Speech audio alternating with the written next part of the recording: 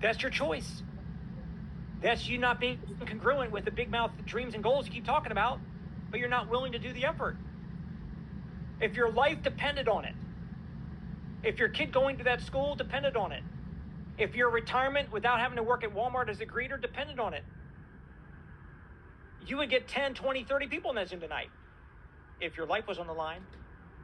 But because you don't believe your life is on the line, because that tonight's Zoom will happen and it'll be done and it'll be over with, and tomorrow you'll wake up and you'll still be alive and everything will still be the same way it is today, you won't go do it today because you think it's not going to move the needle either way.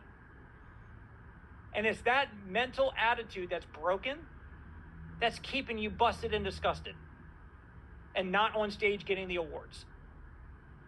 Show us. Show yourself.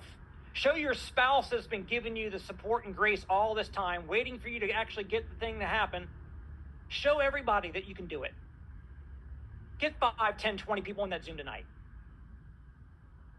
And also, you guys, for the leaders that are on here, your previous victory does not secure your future. Just because you're a ring earner does not mean you've got a healthy business right now.